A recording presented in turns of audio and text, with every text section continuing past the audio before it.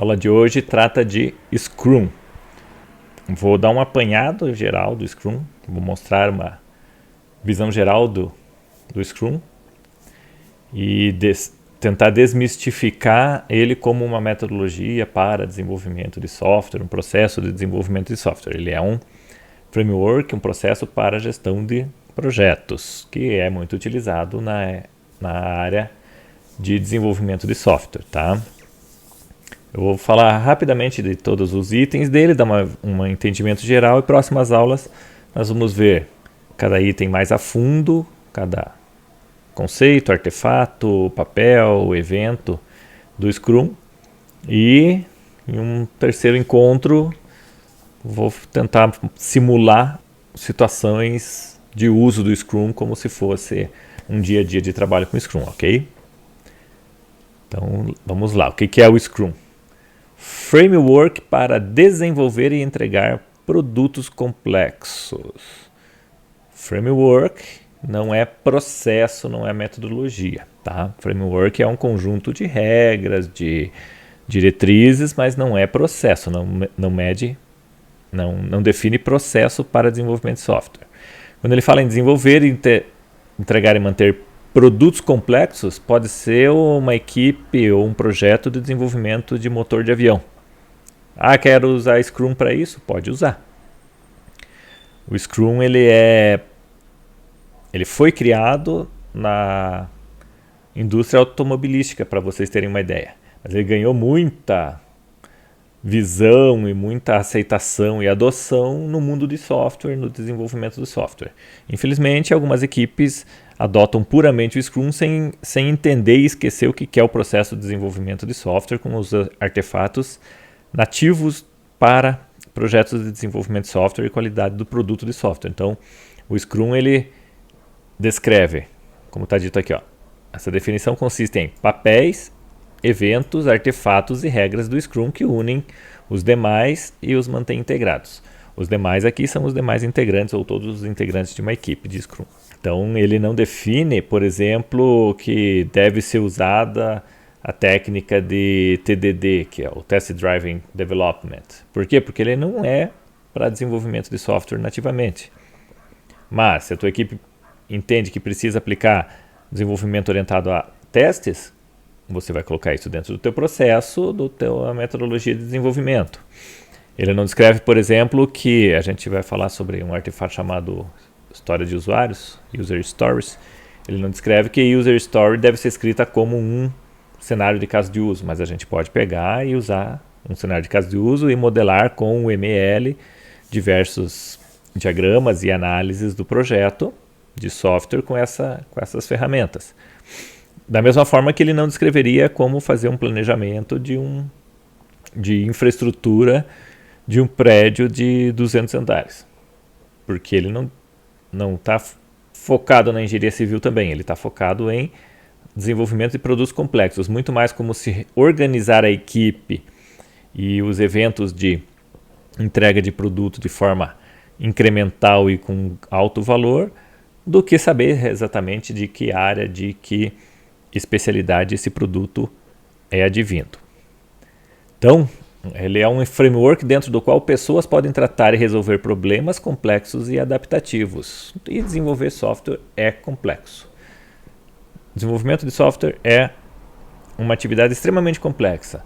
Não só pela natureza, talvez complexa de codificação em si, mas pela natureza de gerenciar o desenvolvimento de software, entender requisitos, analisar, planejar, entender uma outra área, como a gente já falou em outras aulas. Você acaba aprendendo muito de outras áreas para implementar o software para elas. E é complexo porque ele não existe... Vou fazer um paralelo aqui, um pouco pejorativo, mas não nesse sentido, né? Não é igual bater massa, você sabe quantos quilos de massa batida, de concreto batido, quanto que ele rende e quantas pessoas precisam, né? Quantos ajudantes de pedreiro precisa para levantar uma parede de X metros quadrados. Desenvolver uma tela de um programa não tem esta objetividade, é difícil você mensurar. As métricas não são tão assertivas, elas tem muita variedade, muita complexidade em relação à quantidade de variações. Tecnologia, equipe, experiência da equipe. Professor, mais um ajudante lá, um servente de pedreiro com pouca experiência, ele é mais lento. Tá, mas você consegue estimar ali o quanto mais lento ele é e você acerta, vai próximo do rendimento. Né? Em equipes de software isso é complexo. Então, resolver problemas complexos e adaptativos, enquanto de forma produtiva e criativamente entregam produtos com mais alto valor possível. Então, os dois focos, desenvolver produtos complexos com entregas do mais alto valor possível. Então o software só de acima de R$1 milhão, professor. Não. Alto valor está relacionado ao valor que o cliente, que o usuário final está recebendo desse produto. No nosso caso, software.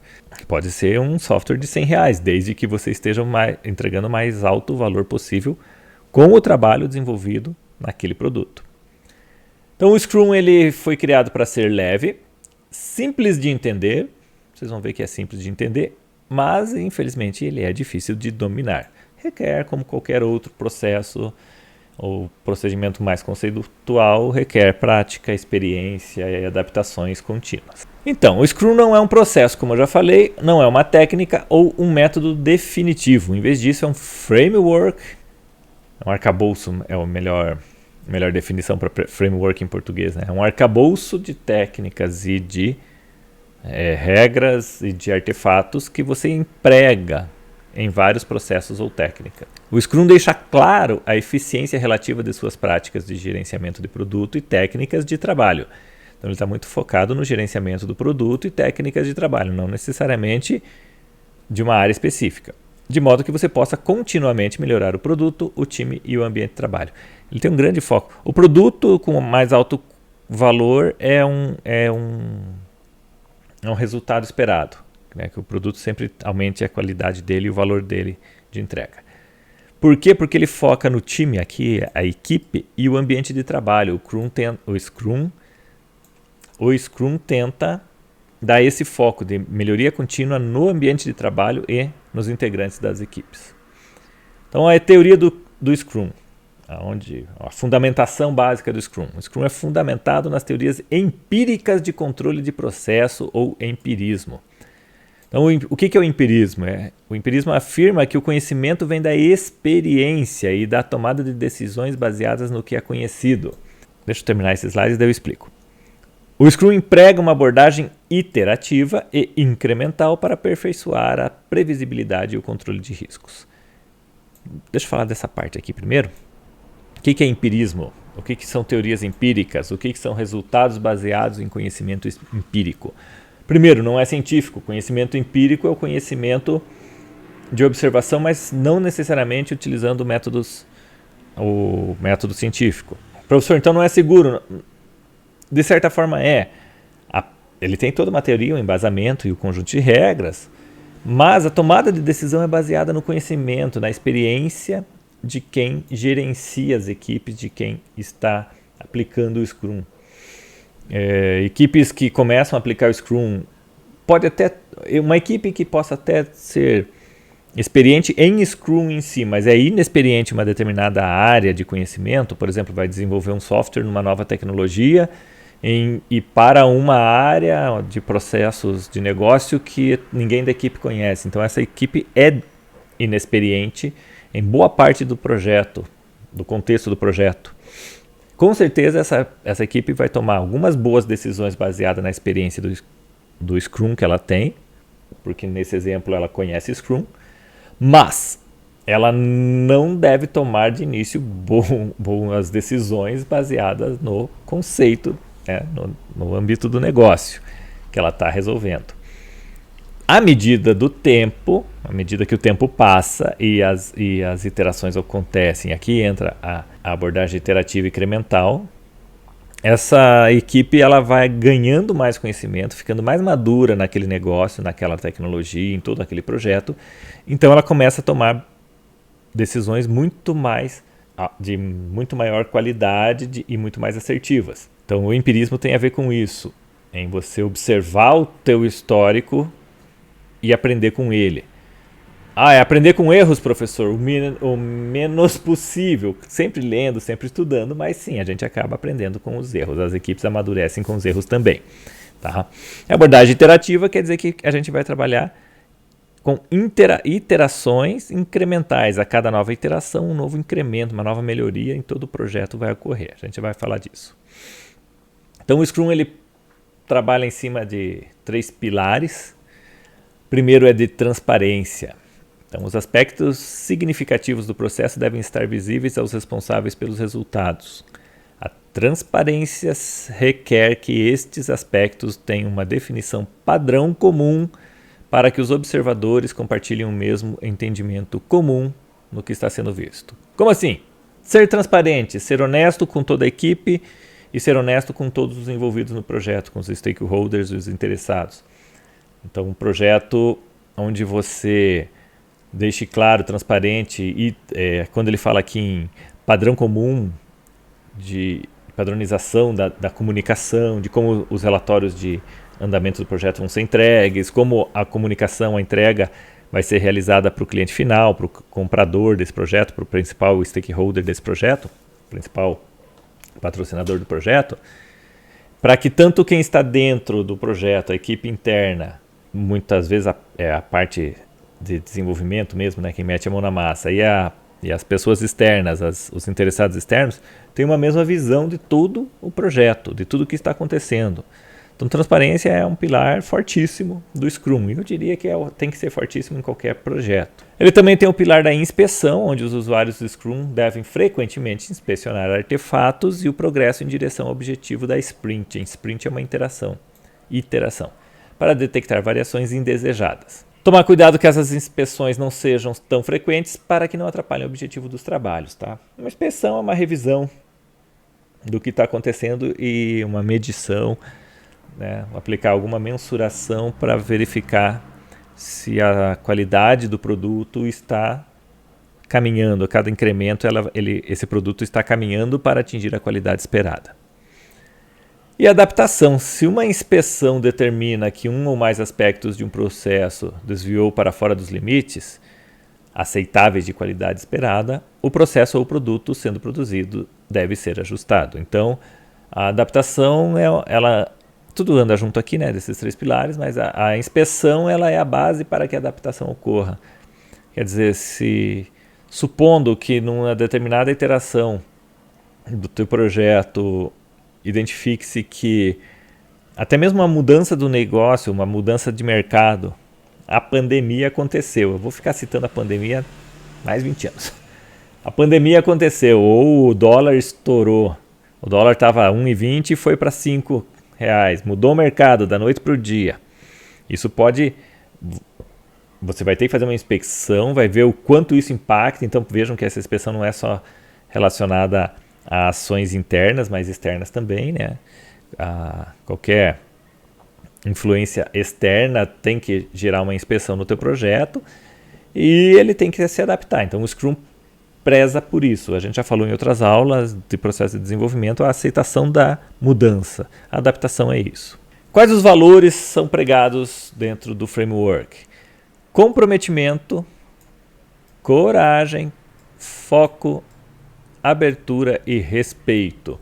Então vocês vão ver que o Scrum é muito focado em valores para pessoas, certo?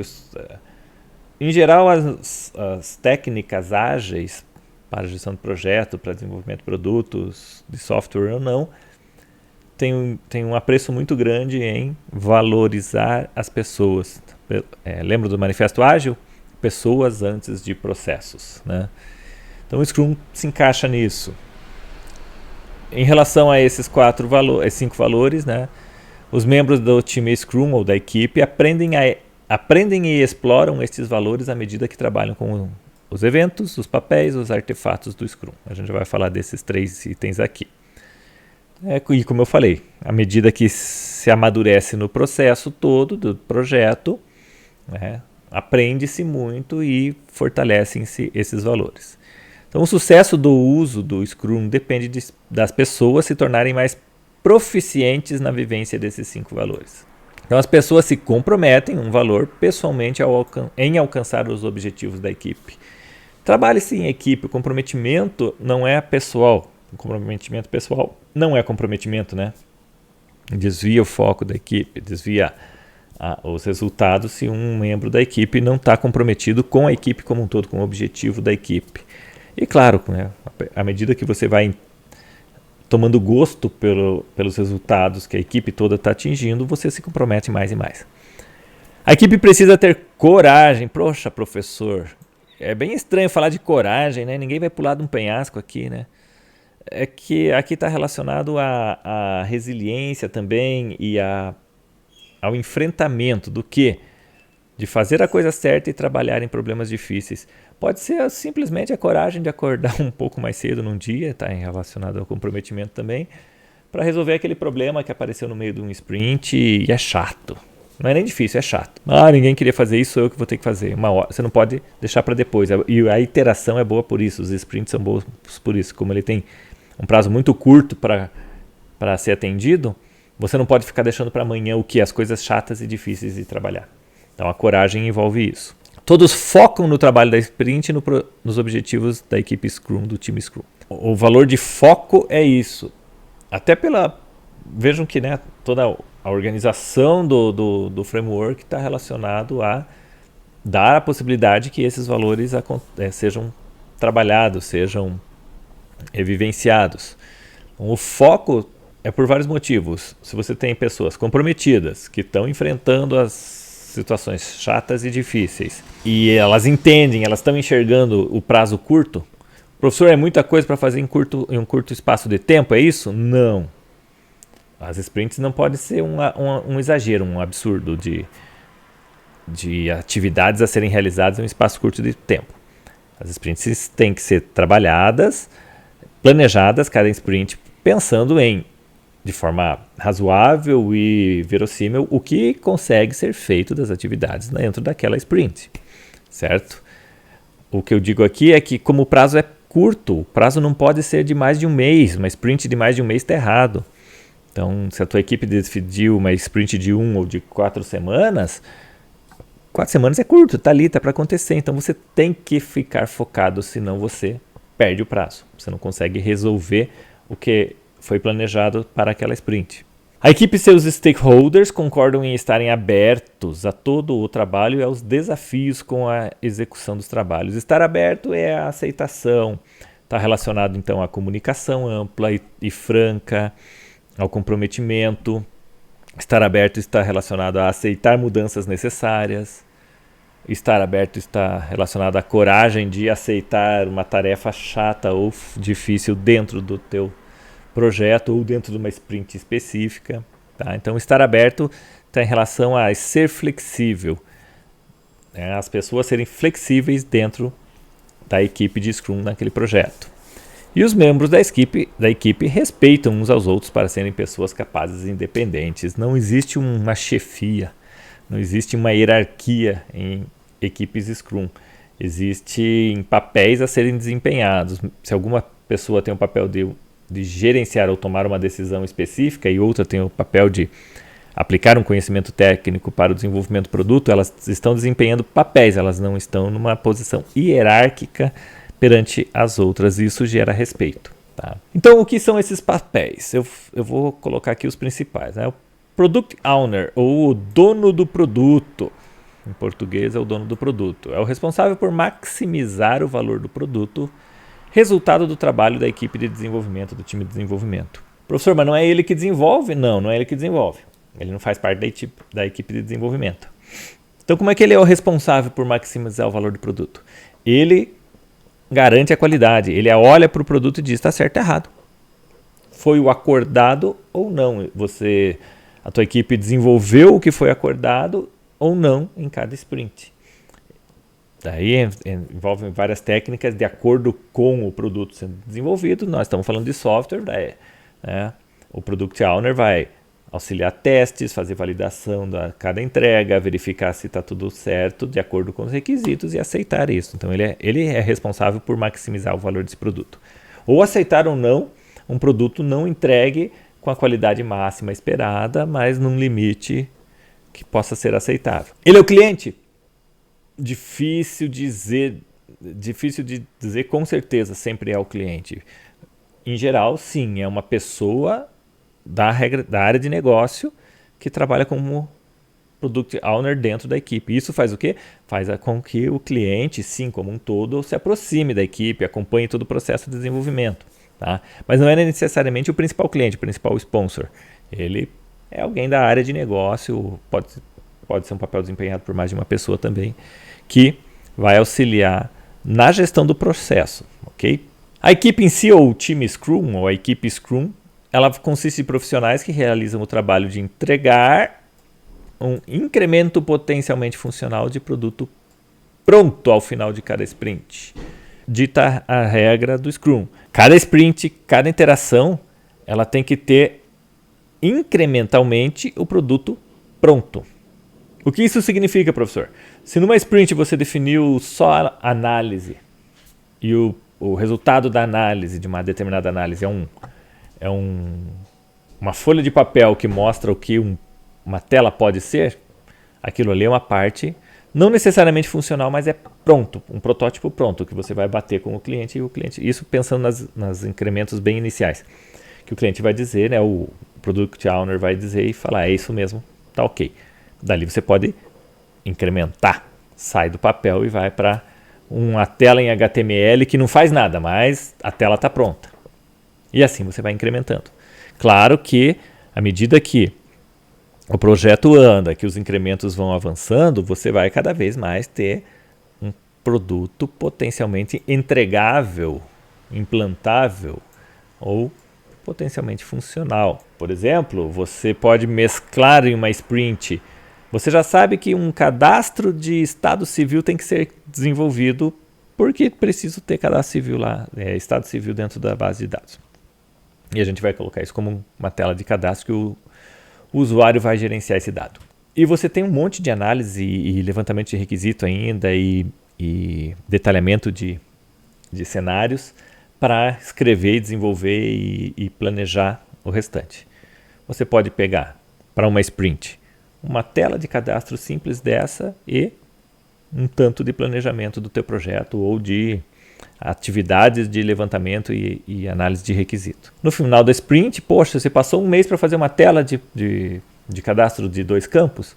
Não, né? Eu estou entregando um pedaço potencialmente funcional, não importa qual é o pedaço, importante que ele já comece a entregar valor para o cliente, só que eu também tenho todo um avanço nessa parte gerencial de desenvolvimento de software. Tá? Então os sprints têm que ser trabalhados pensando, isso também é um pensamento estratégico, pensando em como entregar valor ao cliente constantemente para que ele enxergue essa evolução constante e enxergue valor em cada entrega. Provavelmente na próxima entrega você vai entregar 8, na próxima sprint você vai entregar 8 cadastros. Aí ele vai ver, não foi numa sprint, em um mês, 3 semanas foi uma tela de cadastro, agora estamos entregando 8. Realmente as coisas avançam e melhoram constantemente, incrementalmente. Então, a equipe Scrum, voltando para a equipe Scrum, a equipe Scrum são os profissionais que metem a mão na massa, são os técnicos, são as pessoas, a equipe técnica que desenvolve o produto. Nós vamos falar de Scrum Master, posso ser alguém da equipe técnica ser Scrum Master, não se aconselha a misturar papéis, uma pessoa ocupar mais de um papel dentro de um projeto, mas se você não tem uma equipe grande, né, você vai ter que ter isso mesmo.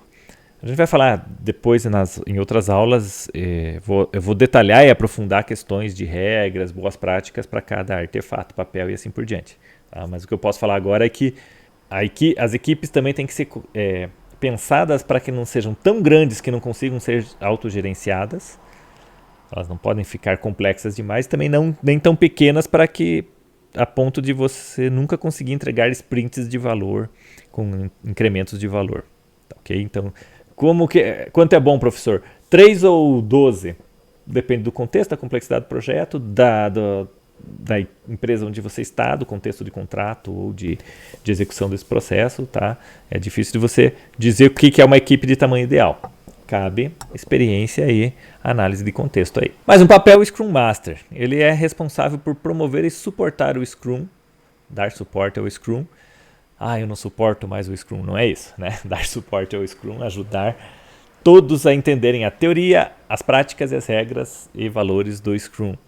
Ele é um detentor de conhecimento avançado do processo de Scrum e ele está ali para auxiliar que esse processo seja executado de maneira a equipe compreender, aplicar o processo, as regras de Scrum, sem isso se tornar burocrático ou algo que atrapalhe o andamento do projeto. Ele ajuda aqueles que estão fora da equipe Scrum a entender quais são as suas interações com esta equipe, se essas interações são úteis e se elas não são úteis. Um usuário, um cliente, um Product Owner, toda hora querendo ligar para o desenvolvedor no meio de uma sprint, o Scrum Master vai lá e fala, Phil, pare, calma, fala comigo e eu falo com ele se necessário.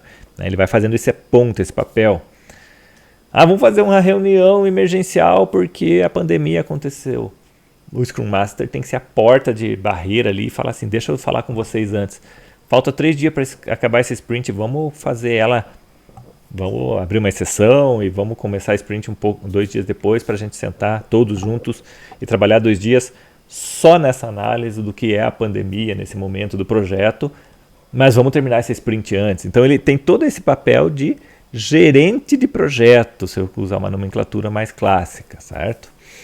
Ele ajuda a todos a ajustarem as interações para maximizar o valor criado pela equipe. Então o Product Owner garante o valor máximo do produto, mas ele é quem ajuda nas interações, nas conversas, nas trocas, nas comunicações de equipe técnica com equipe não técnica. Um resumo do Scrum Master. E aí nós temos um conjunto de eventos que o Scrum prega, que são atividades que você deve executar para que o processo ocorra de acordo com o que se espera em um processo de Scrum. Tá? O principal, o coração do Scrum, a sprint. A sprint para quem já fez atletismo e gosta de atletismo, sabe que é aquela corrida final, né? Não é isso. Não é fazer lento no início e correr no final. A sprint a nossa tradução aqui para o contexto nosso é iteração, tá? Time boxed não é um time de boxes, não. É uma time boxed ou uma janela de tempo em português de 1 mês ou menos. 1 mês aqui seria uma boa prática, um limite de boa prática, não ultrapassar 1 mês como a definição de sprints, tá? De cada sprint não ter mais do que 1 mês. Durante o qual, nessa janela de tempo, um incremento pronto é o que?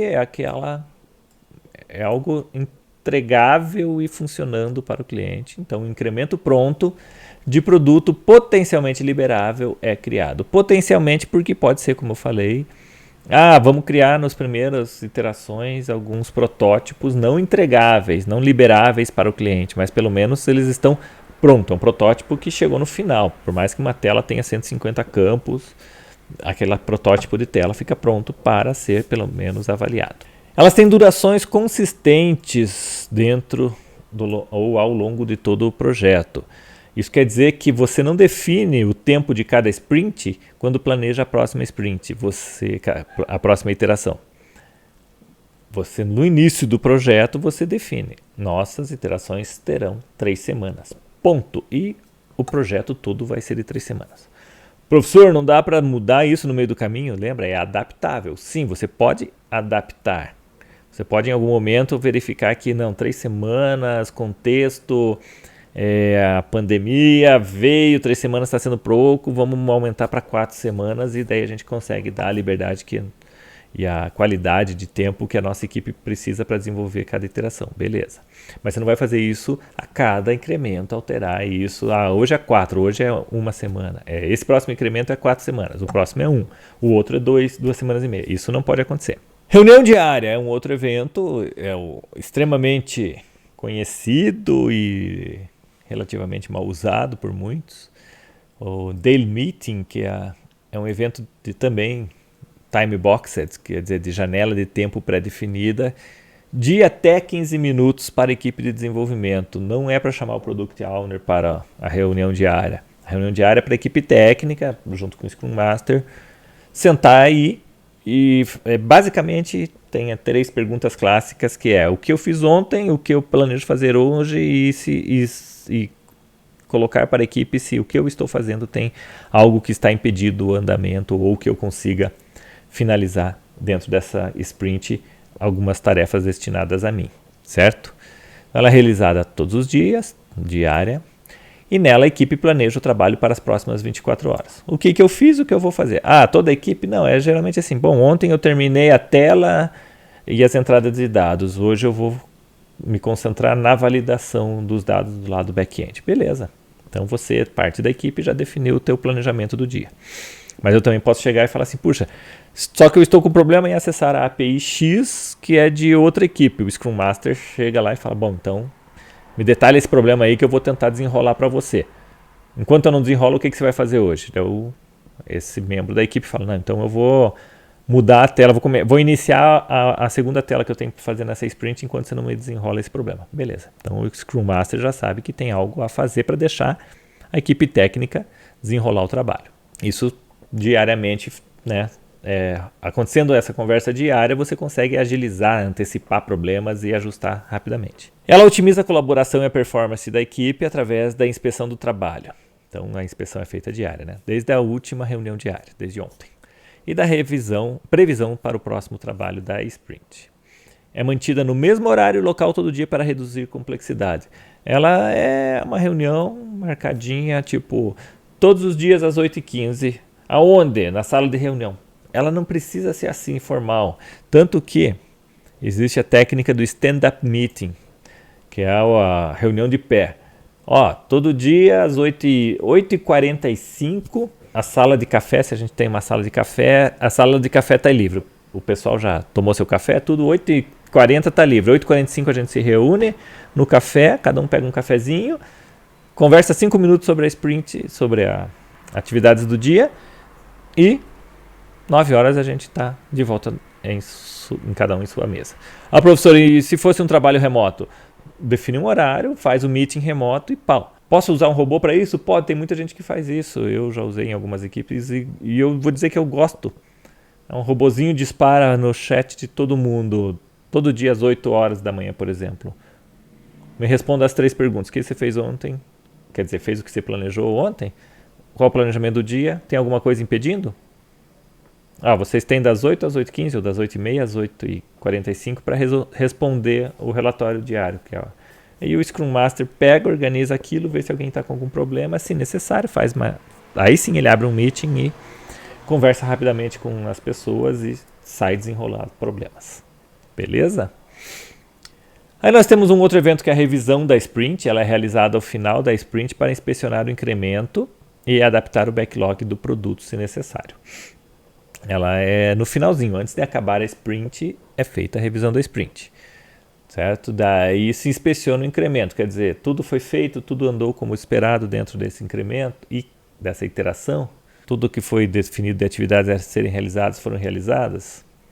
Durante a revisão da sprint, o time Scrum, a equipe Scrum e as partes interessadas colaboram sobre o que foi feito na sprint. Aí você chama o Product Owner e talvez mais um cliente para conversar naquela sprint. Eu preciso do usuário do RH junto nessa reunião para ele dar uma olhada nas telas de folha de pagamento que foram criadas. Certo? Porque o Product Owner também necessariamente não é um conhecedor de cada detalhe do processo, ou detalhe operacional. Com base nisso e em qualquer mudança no backlog, a gente já fala do backlog do produto, os participantes colaboram nas próximas atividades que podem ser feitas para otimizar valor.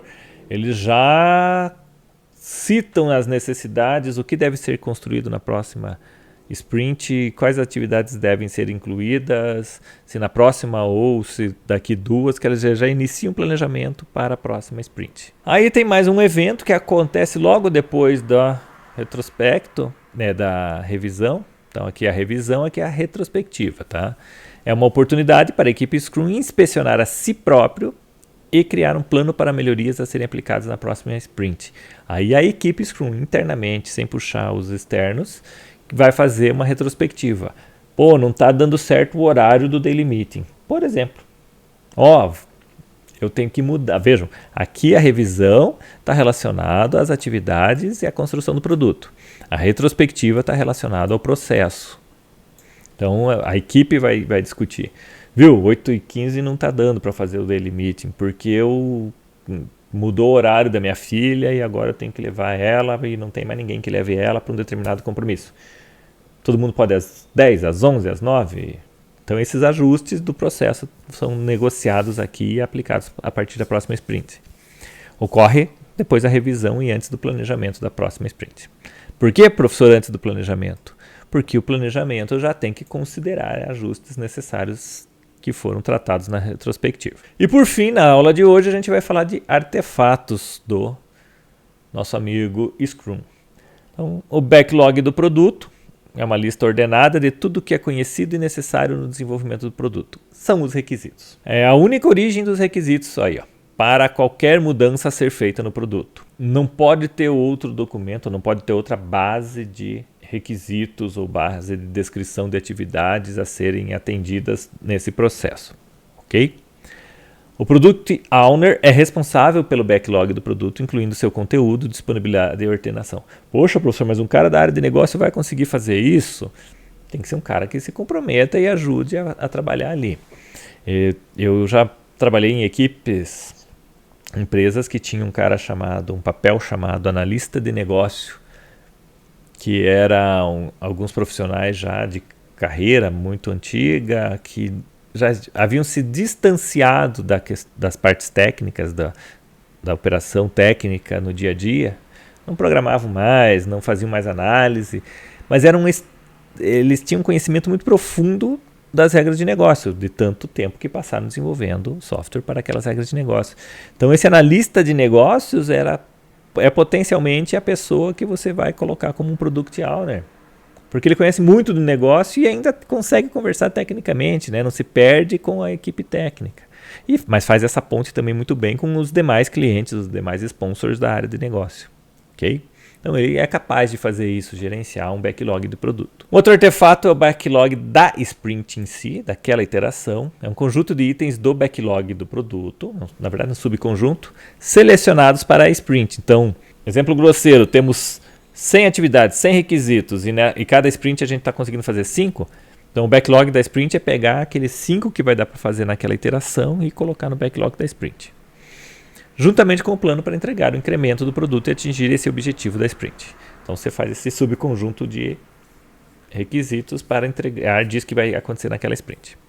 Backlog da sprint é a previsão da equipe de desenvolvimento sobre qual funcionalidade estará ou quais funcionalidades estarão no próximo incremento e sobre o trabalho necessário para entregar essa funcionalidade e um incremento pronto. Professor, como é que faz isso? Como é que analisa? Como é que avalia? Quais requisitos? Quanto tempo leva? Depende da experiência, da complexidade. Se uma tela de 2 campos a gente faz em 2 horas, porque a gente já viu, já botou no sprint passado para fazer uma avaliação, então nesse sprint nós podemos colocar uma pessoa fazendo essas telas básicas de cadastro, porque nós temos 48 telas de cadastro básico que só tem 2 a 3 campos não complexos para serem desenvolvidos. Então dá para fazer quantos? 12 em cada incremento. Pega 12 e coloca nesse incremento. É mais ou menos assim, né? E essa funcionalidade, fazer a tela de ponto de vendas, que é toda completa, que tem que fazer cálculo de imposto, que tem que entrar produto, sair produto, ler código de barras, né? Ponto de venda de caixa ali no balcão. É muito complexo para fazer num sprint. Sim, então divide ela em vários subpartes, vários requisitos quebrados dentro daquele cenário gigante, que seria um cenário completo. Você pega pequenas partes do cenário, coloca eles como requisitos no backlog e vai incrementando aos poucos cada requisito num incremento. Mais ou menos assim. Faltou aqui só o cabeçalho. O artefato aqui é o incremento. O incremento e sim é o artefato. Ele é a soma de todos os itens do backlog do produto completados durante a sprint e o valor dos incrementos de todas as sprints anteriores. Por que o valor de todos os incrementos das sprints anteriores? Porque ele é incremental, ele é crescente, certo? Eu tenho uma tela de cadastro. No próximo sprint eu tenho 4 telas de cadastro. Não posso entregar só as 4 telas. Naquela sprint foram 4 telas feitas. Elas fazem parte do backlog do produto da sprint. Mas o incremento tem que ter as 4 telas, mais a tela anterior funcionando tudo junto. Então, as sincronias, as integrações de componentes devem fazer parte do planejamento da sprint para que o produto venha sendo entregue de forma cumulativa. Então, cada incremento acumula um conjunto de novas funcionalidades. Ele não pode entregar só aquele conjunto de funcionalidades e não estar desconectado das já implementadas. Ah, professor, mas daí uma determinada funcionalidade, se eu não dá tempo de desenvolver ela inteira e ainda fazer essa integração de componentes ou com o que já está rodando. Então você repensa antes, né, da sprint começar, não fazer a funcionalidade inteira, fazer parte dela que possa ser entregue funcionando e que dê tempo também de fazer a conexão com o restante do produto, incrementalmente. E ao final da sprint, o novo incremento deve estar pronto. O pronto eu espero que você já tenha entendido, que é utilizável, certo? É algo finalizado, mesmo que parcialmente, mas finalizado. Não pode ser algo assim, tá ali o botão, se eu clicar no botão dá um erro na tela. Por quê? Porque não foi implementado ainda, então não está pronto. Mas se eu clicar no botão, abre a tela e eu digito os campos, clico em salvar, não salva nada. Não está pronto. Então nem coloco o botão, certo? O pronto seria, eu consigo clicar e abrir a tela, eu digito e salvo, mas eu ainda não consigo editar e excluir. Mas até o salvar está pronto? Até o salvar está pronto. Então não coloque o botão de editar e o botão de excluir. Vá até o botão de salvar o novo. Faça a ação inteira, essa funcionalidade inteira. Isso é considerado um incremento pronto. Então o que significa estar na condição de ser utilizado e atender a definição de pronto que a equipe de Scrum Master de Scrum definiu. Certo, moçada? Existem alguns outros conceitos, como histórias de usuários, que a gente pode dizer, e também as histórias épicas, que eu vou tratar disso em uma aula específica, que tem a ver com levantamentos de requisitos. Tá? E próxima aula eu prometo para vocês que eu mostro aquele desenho. Por que eu não mostrei hoje? Você não mostrou hoje, professor? Porque aquilo é muito batido, né? Tem um gráfico, um infográfico extremamente conhecido no mundo todo e vocês vão achar em todo artigo que vocês entrarem, vocês vão ver o infográfico do Scrum que resume o Scrum. Mas ali geralmente você não vê, nós só demos uma pincelada e eu já mostrei e falei muito mais detalhadamente do que você vê só no infográfico. Mas próxima aula eu inicio com a revisão com esse infográfico, reviso esses nossos conceitos e a gente começa a aprofundar cada um dos itens e entendê-los melhor, como aplicar, como que eles funcionam dentro de todo o processo.